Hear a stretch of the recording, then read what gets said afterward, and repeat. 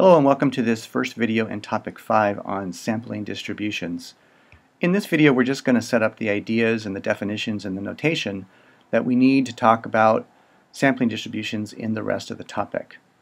So we'll start with a quick introduction.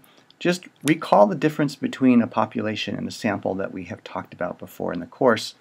A population represents all of the subjects that are available to us when we're collecting data, and a sample represents a subset of that population.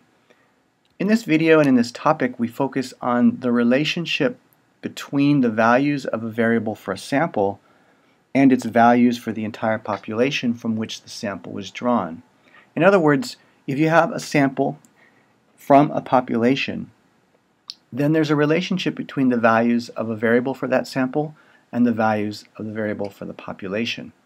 And we'll see that those relationships are actually very interesting and can be quantified. This is going to be a bridge between the ideas of probability that we've talked about before and this idea of inference, which is our ultimate goal in the class.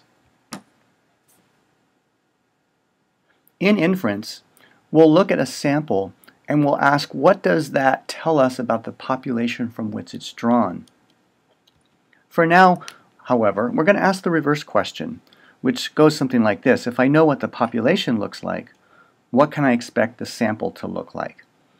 Of course, we rarely know what the whole population really looks like. However, in order to make some progress on some of the basic ideas in the course, then we're going to start with this reverse question. It will at least start to tell us what the relationship is between the sample and the population that we talked about before. Again, though, keep in mind, in practice, we will typically start with a sample and not with a population. So because of this, the topic will be more theoretical in nature, since it poses a problem to us that's not really all that practical. However, it does present for us important ideas which are underpinnings and foundations for statistical inference. So we'll begin with some really basic definitions. We start with a parameter, and that's defined as a number that describes the population.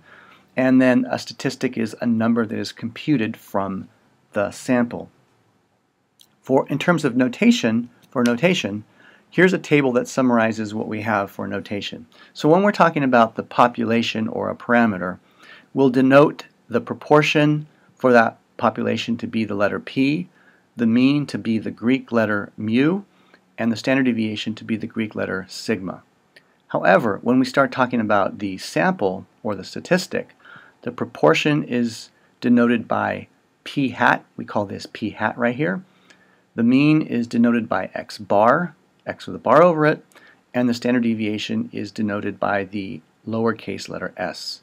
So you'll notice a little bit of a mix of notation here between Greek letters and normal letters, and then some letters with symbols on top of them. So this is just something to get used to over time as you make your way through the course. Okay, let's do a couple of quick examples. Suppose we know that the distribution of blood types for the entire United States is given in the pie chart that you see here. So we're given a population and we're being told that 42%, for example, of all people in the US have a blood type of A. So if we knew this was the population and then we compared it to a sample of, let's say, 500 people, let's do that here, then we would expect basically that the sample that we get, unless we had a really biased sample, would be relatively close to the population value. So for example here, 39.6% in the sample have blood type A, and that's very close to 42% of the population that has blood type A. And as you go around the pie chart, you'll notice that these numbers are relatively close to what you'd expect them to be. If you were to take a different sample, let's say sample 2 here, again of 500 people, however, you would notice that you are going to get different values for each of the blood types. Instead of 39.6, you might get something higher at 43.2. You might go all the way up to 6.4% here, and so on. You can see here type B is much lower than you would expect. But this is a normal part of the process of gathering samples, and we say this is due to sampling variability. If you take multiple samples, however, you should start to see some patterns, and Basically, they should be close to what you would expect given that you know the population, assuming that you know the population.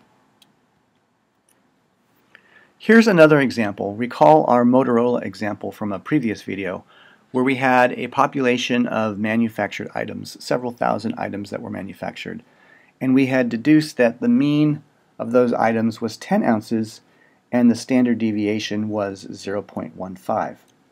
And the question would become, well, what would happen if we were to take 3 different samples of 500 items from that population and then create histograms to see how they're distributed? What would we expect to happen? So I used software, Excel and other software to simulate a random sample of 500 items drawn from a population of mean 10 and standard deviation 0.15. And so here are the 3 samples that I got. Notice the first sample here, the center of that distribution is at 10 where we would expect it, and the actual mean of those items is 9.998. So not exactly 10, but pretty close to what we would expect, and the standard deviation, again, also close to 0.15, but not exactly equal to it. If you have 2 more samples, each of 500, notice that the means will all be a little bit different. Some are above 10, like over here on the very far right. Some are below 10. And the standard deviations are all relatively close to 0.15.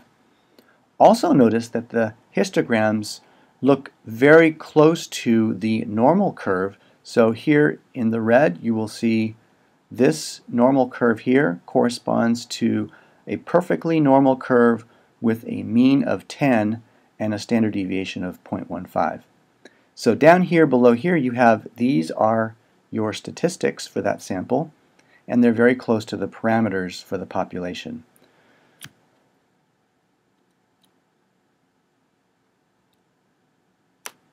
Some quick comments before we end the video. Parameters are usually unknown, and that's because it's impractical or impossible to know exactly what values a variable takes for every member of the population. Think about the blood example. There's just no way you could draw blood from every single person in the US to get a perfect measurement of what the population distribution looks like. Statistics are computed from the sample, and as we just saw, those are going to vary from sample to sample due to sampling variability. That's an important concept, and in the next video we'll explore that in more detail. Later in the course, we're going to use statistics, or a given statistic, to draw conclusions about some unknown parameter from a population. So instead of going from population to sample, we're going to be going in the reverse, as we would expect we would want to. We're going to start with a sample and a statistic from that sample, and then try to draw conclusions about the population and the parameter for that population. We'll do that in 2 ways in this course. One will be by estimating, and one will be by using inference and hypothesis testing to make conclusions about whether or not a particular parameter value equals some proposed value. So that's all coming up. Give you a hint of how this is all going to be applied later. Keep in mind this particular topic is somewhat theoretical in nature, but it does lay some important foundations for us later in the course.